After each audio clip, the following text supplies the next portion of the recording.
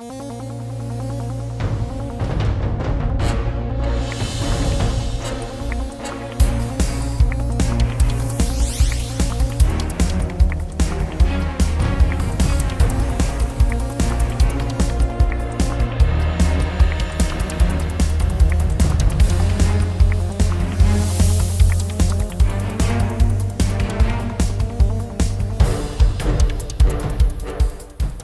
a late entrepreneur, just to tell your audience, it's never too late. I only started my business when I was 38. I've always been in corporate life, but actually, there's no time better to do entrepreneurship as you get later in life. Also, I believe there's sometimes incidental entrepreneurship, and sometimes there's intentional entrepreneurship. Accidental is you're young, you try something, it works, and suddenly some people don't even finish school, right? For some of us, it's intentional. And if you look at how business has evolved, how technology has connected us together, and you talked about across border, we actually don't need to build the whole team together. A lot of times it's outsourcing, collaborative. So things move a lot faster. Things can move a lot easier just with the switch of a button. But mostly it's because of network and resources.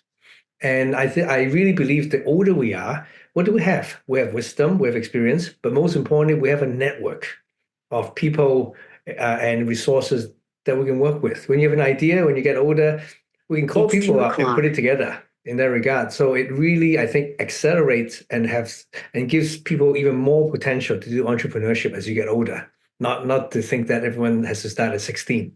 Joshua, for you, did you already have that network when you started? Yep, rich parents. I'm kidding. I wish. I think the secret to success, rich parents. And for those who unfortunately don't have rich parents, well, here's what I did.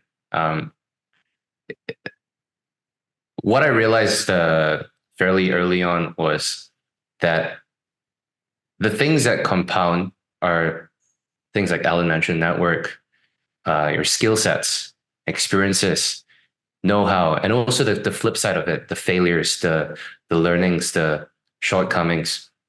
And I went out very early on seeking those compounding assets that are a little bit less tangible. And I didn't have any money to begin with. I didn't have a network to begin with. I didn't have any knowledge to begin with. But what I had was, thankfully, I grew up in a digital era. So I had YouTube, I had Google.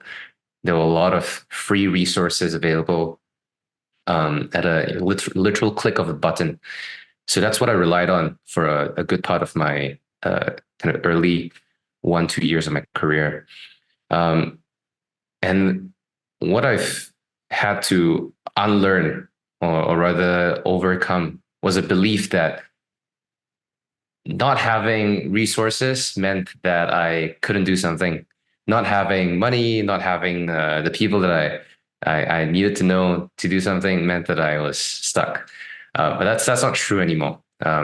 With the pace that we're experiencing in the world today that we live in, with AI and access that we have, the opportunities are endless. And I think that what we're seeing right now is a democratization of opportunities for a good part of, for people listening and watching this, we definitely have access to all the opportunities.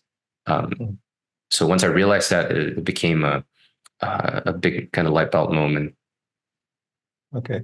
Ray, for you, you kind of straddled the old world building up of the business and trying to set it up in Malaysia and growing it from there, right? Your family started that. You've come in with that already in place and running smoothly, but you've also got all the new technology that you can make use of. How difficult was it to blend the two, and then subsequently also to start your own? I'm not so lucky as in Joshua era. We are in the era of before yahoo.com. So I think for me, I took a little bit shortcut. Whatever I do and no one can give me the answer, or any projects that I would like to initiate, I always look for those more experienced and in their 50s, all those veteran entrepreneur. So as a young guy, humble, just go there to learn.